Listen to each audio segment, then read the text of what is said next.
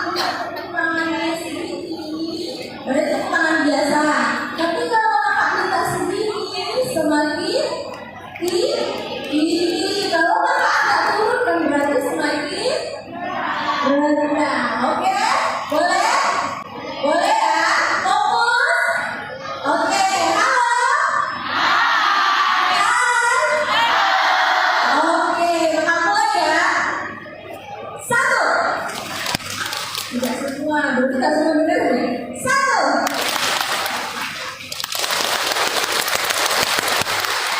Iya, manis berarti ya. Lagi ya. 1.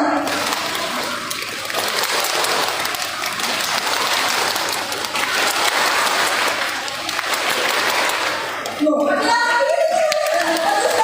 Konsisten, oke.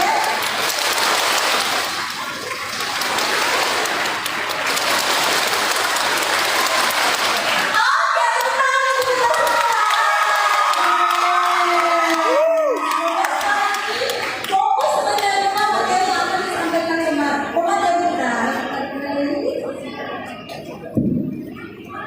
Terima kasih Kak Uci sudah membuat suasana lebih rileks. Next kita masuk ke materi. Hari ini kita akan sama-sama belajar tentang bagaimana menemani anak dalam usia pubertas. Dan bagi anak-anak siswa, bagaimana kondisi saat ini pada masa pubertas. Hari ini kita coba memahaminya. Yes. Apakah itu masa pubertas?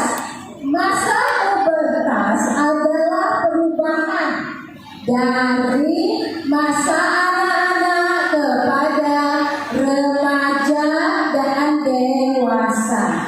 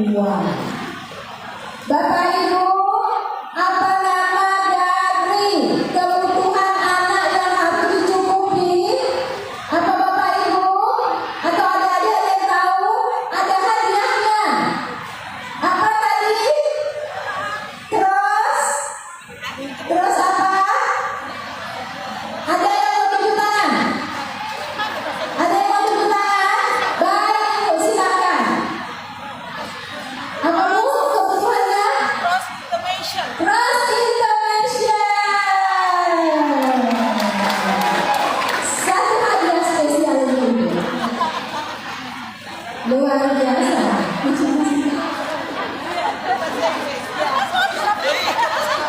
Suruh bahasa Inggris. Nah, ini ketua PD Salimah langsung memberikan, ya.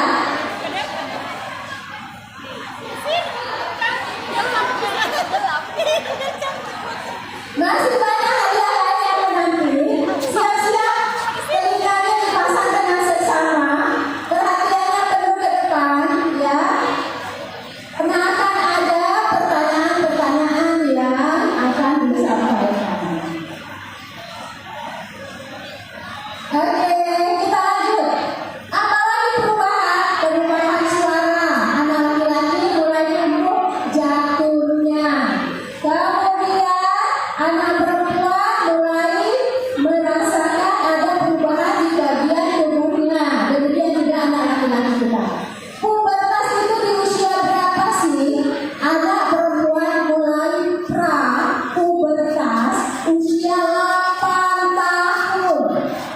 Bapak Ibu, anak-anak kami, adik-adik siswa saya, usia 8 tahun anak perempuan sudah mulai pubertas.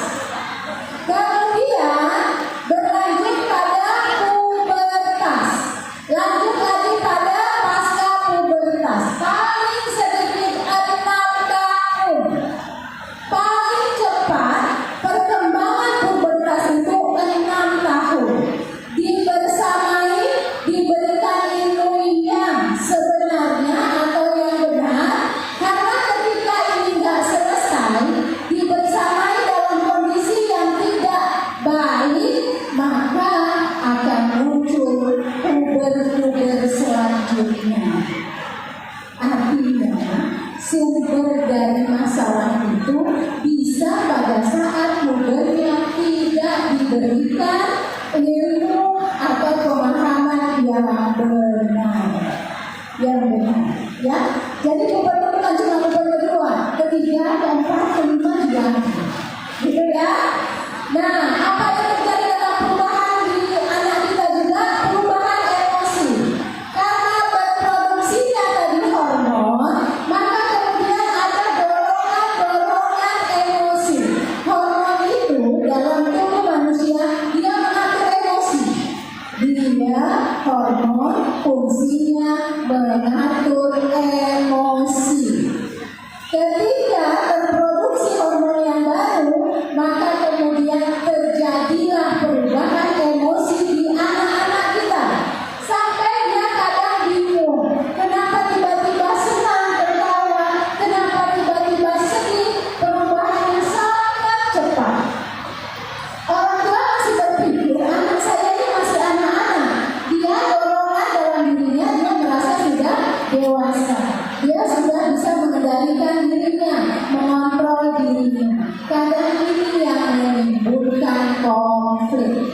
Nah, satu lagi yang jadi masalah dalam pendidikan kita adalah tidak berkembangnya, tidak samanya berkembang pertumbuhan dasar, pertumbuhan akal dan ruhnya, sehingga menimbulkan masalah. Contoh gini, anak kita yang sudah SMP, ketika dia menginginkan sesuatu, Bapak Ibu, Pak Kepala, ya, dia bisa tantrum kayak anak TK kalau keinginannya tidak dipenuhi. Ini kenapa terjadi? Karena ada tiga fase dalam perkembangan anak. Pertama, usia dini anak dipenuhi dengan rasa aman. Kedua, usia pubertas anak dipenuhi dengan cara mengenali potensinya. Usia dewasa anak kemudian dipahamkan tentang tanggung jawab. Kalau untuk dasar, kita cukup memberikannya makan, dia berkembang, organnya sudah difasilitasi oleh Allah untuk bisa berkembang dengan cukup makan dan minum. Tapi kalau otak tidak bisa, akalnya tidak bisa berkembang hanya dari memberi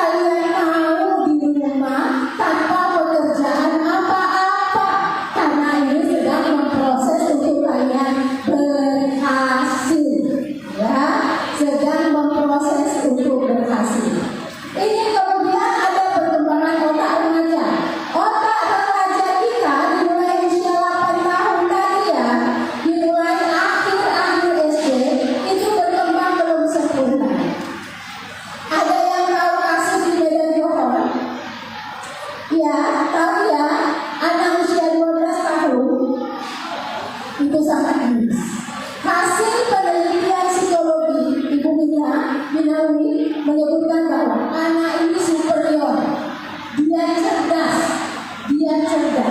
tapi ternyata tontonannya, kemudian permainan gamenya mempengaruhi otaknya.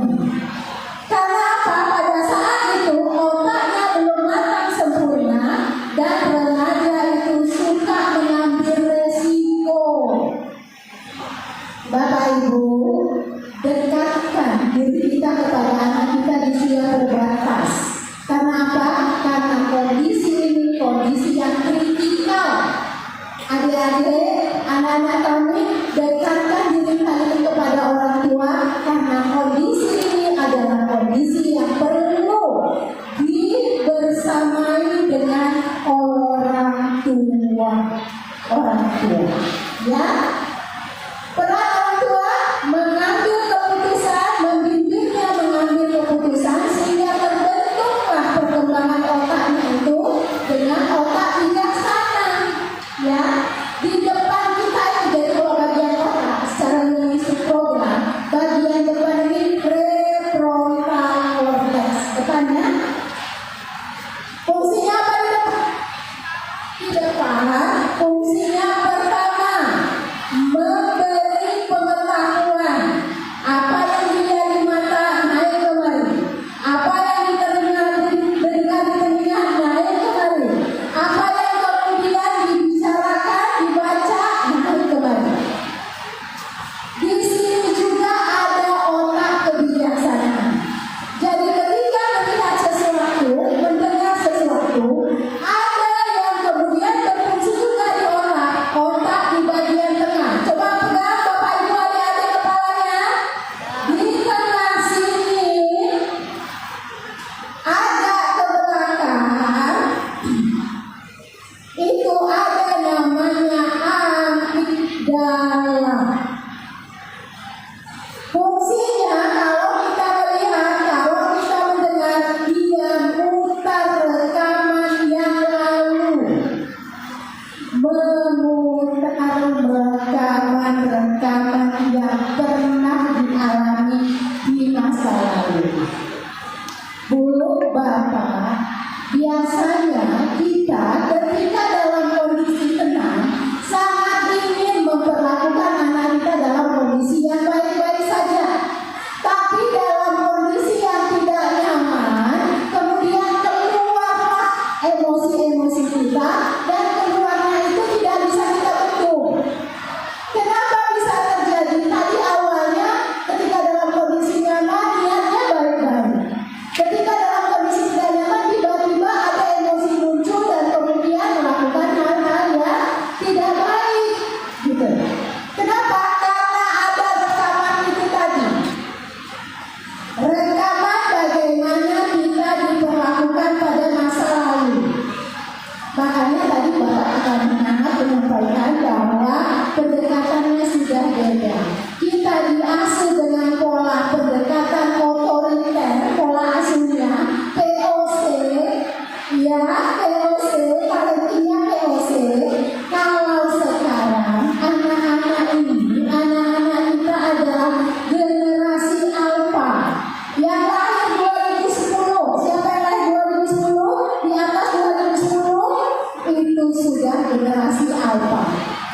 Pendekatan generasi alpha adalah humanis.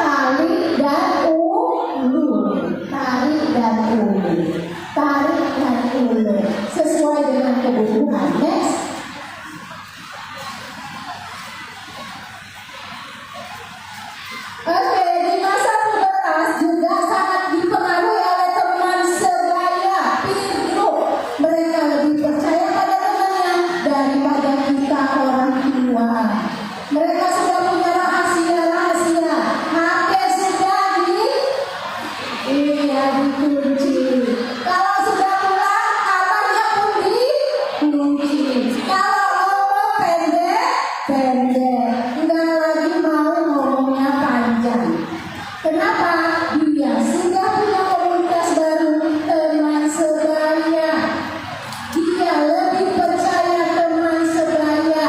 Kalau ngomong, anak-anak kita ini lebih nyambung sama teman sebaya. Ya, jadi kondisinya kita harus datang kepada dia sebagai teman. Next, ayo kaji, kita lihat dulu Bapak Ibu silakan berdiri. Silakan berdiri ya Bapak Ibu. Jadi, kita bisa dijelaskan ya, biar setuju ya.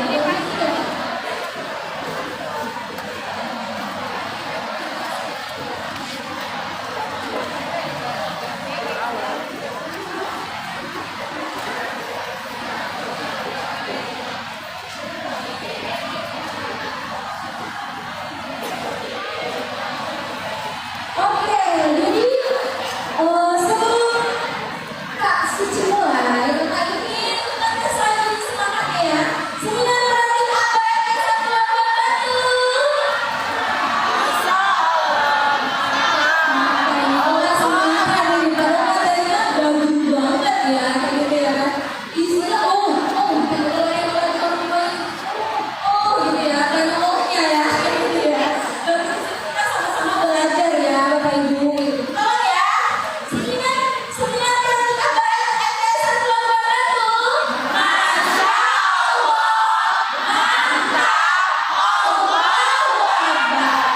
Allah, sudah berdiri semua. Oke, ini biar kita melekskan otot-otot gitu ya. Karena kalau kita mau menerima sesuatu harus dengan refleksi. Kalau duduk kanan itu kayak nggak masuk gitu ya kalau bahasa yang biasanya gitu ya. Nggak bisa duduk kanan gitu ya. Jadi kita balance lah gitu ya. Oke, sekarang ada sebuah lagu yang akan kita nyanyikan bersama. Lagunya mungkin ada yang sudah tahu. Jadi kalau bisa ditanya ya, misalnya ada yang ya, biar ada yang itu berdiri. Biasa gitu, get out. Soalnya saya juga dulu ya berdiri.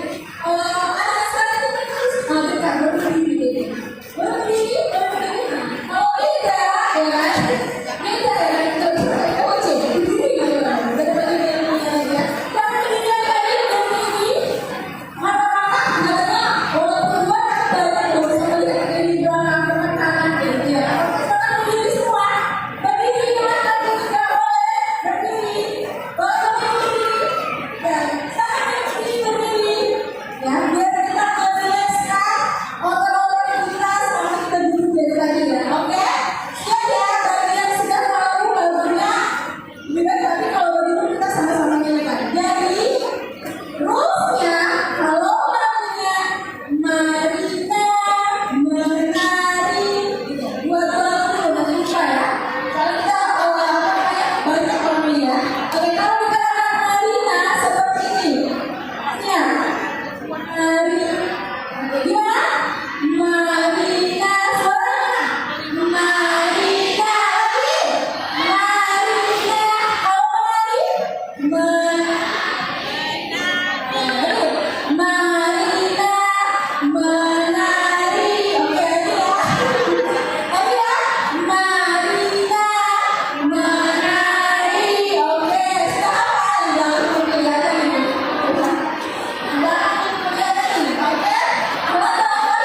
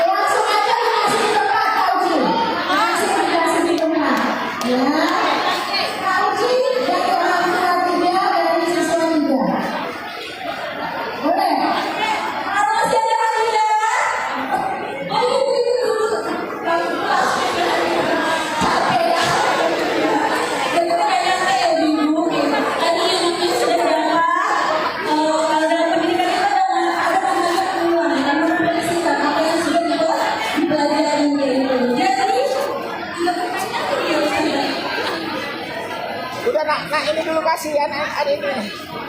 Apa kita kasih? Bu. Ini ada 3 pertanyaan. Ibu dampingi Nanti aja. akan ada pertanyaan pertama. Ibu bawa hadiah memang. Sebutkan nama hormon yang berperan Ibu dalam nunjukkan. proses pubertas pada laki-laki. Nah, kasihkan.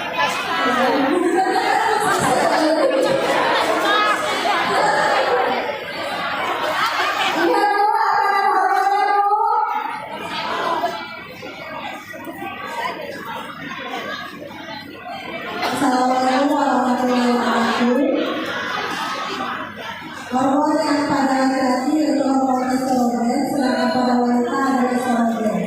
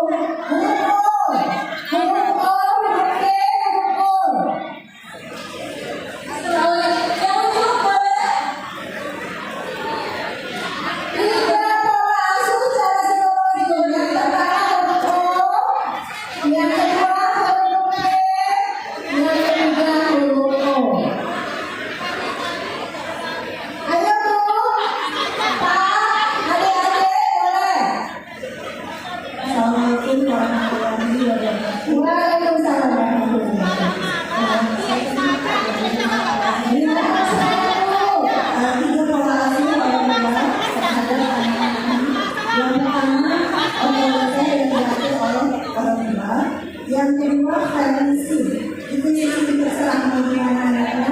Dan yang ketiga otomatis.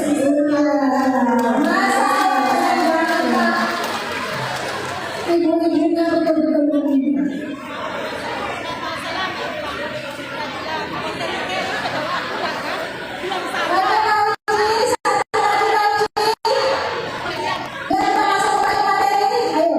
Satu lagi. Sebutkan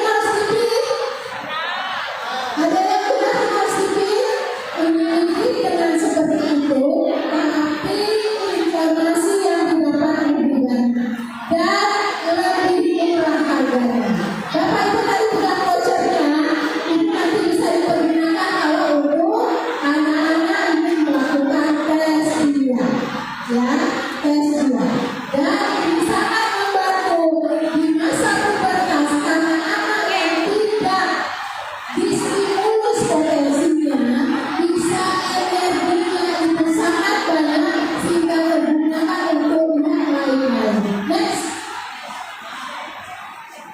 Ada jenis kecerdasan yang harus kita stimulus dari anak-anak. Anak-anak kami ada 6 jenis. Yang pertama adalah SQ, spiritual question.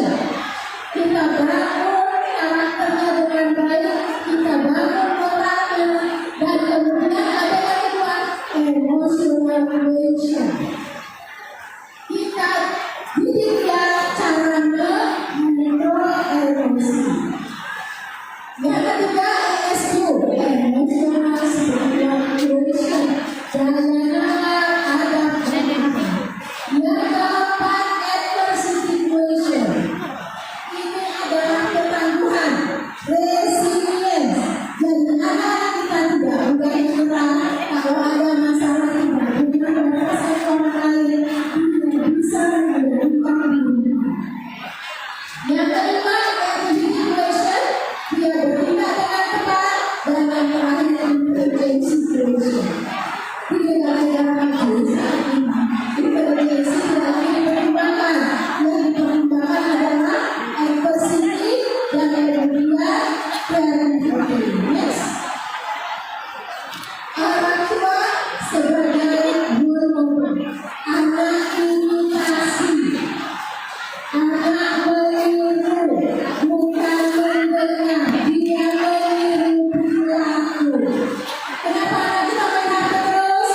Karena dia lihat ayah dan ibu yang pegang HP terus. Kenapa anak kita menggunakan HP terus? Karena ketika anak kita bicara, ibu dan ayahnya memegang HP. Jadi kalau anak kita pengen terkondisi, terkontrol pegang HP-nya, kita juga mengontrol diri untuk pegang HP. Peran orang tua jadi contoh regulasi emosi, tindakan tindakan dari anak-anak kita. Kolaborasi. Kesuksesan agar kita melewati masa pubertas adalah dengan kolaborasi orang tua yang baik kepada anak.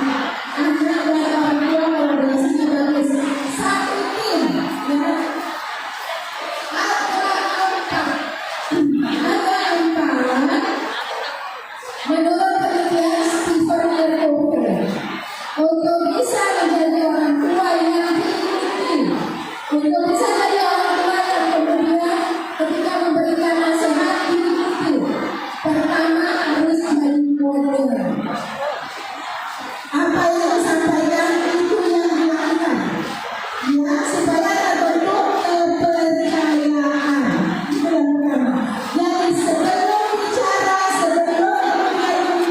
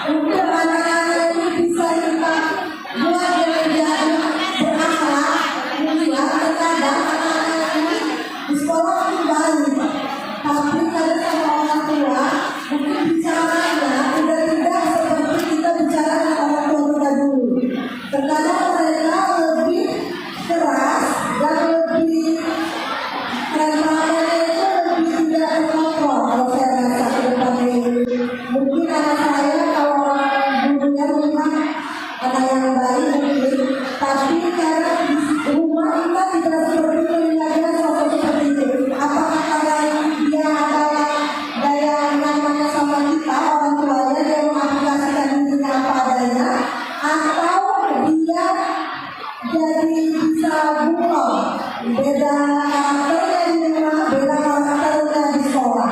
Bagaimana solusinya kita sebagai orang tua ya Bu? Karena saya sangat khawatir dengan anak-anak saya, terutama anak bangsa Indonesia ke depan ini. Assalamualaikum warahmatullahi wabarakatuh.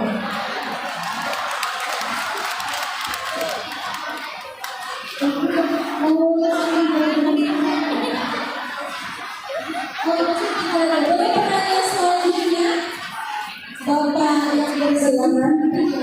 Yang berbentuk saya berbentuk.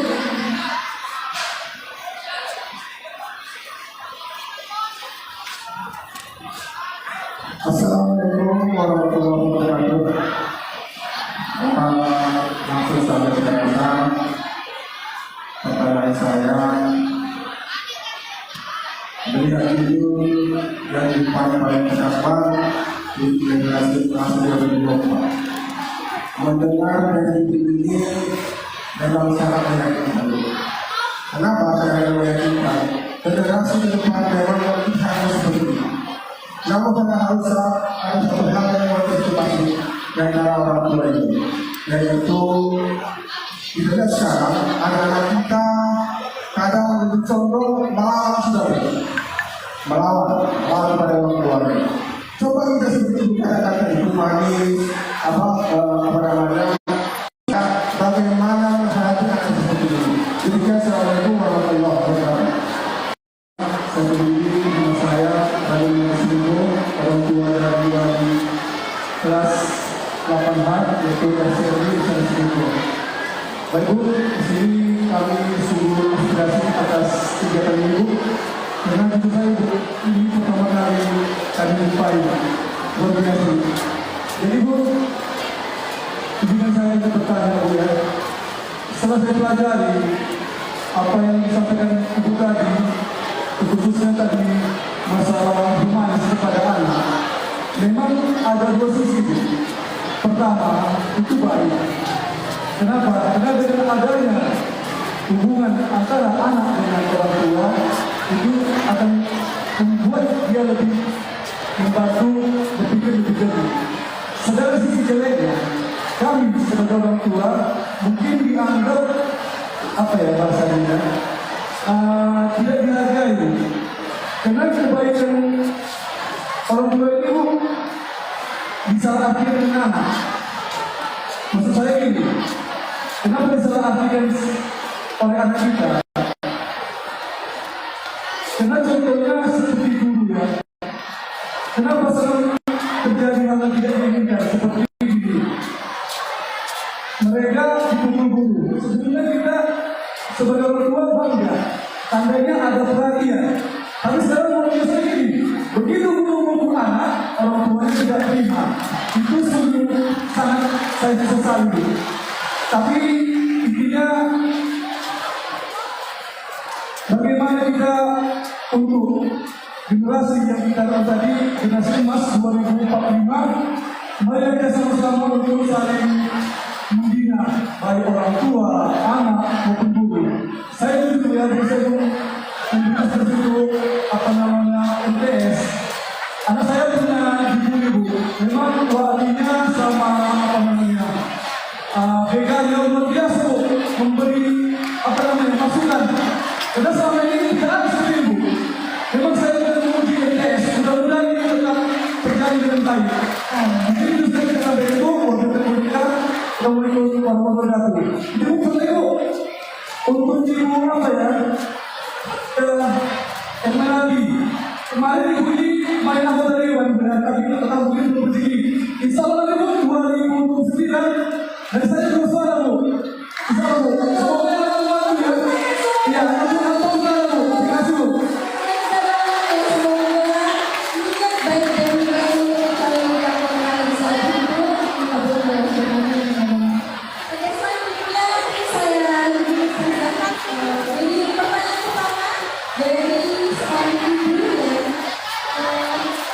Sekarang ini sekarang itu anak itu lebih dekat dengan TikTok, lagi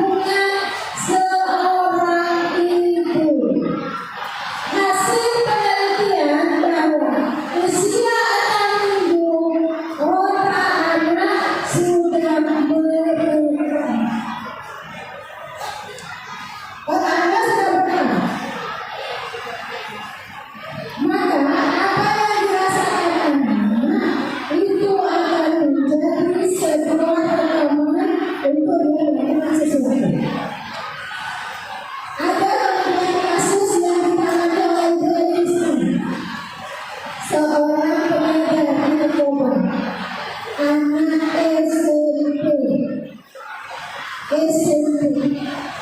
Dan dia anak yang menjual juga yang banyak. Ketika kemudian dimasukkan atau di-coaching sama psikolog, ditanya kenapa bisa begitu. Si anak mengatakan begini, bahwa bosnya itu memperlakukan dia sebagai ayah yang sangat penyayang. Ayah yang sangat penyayang.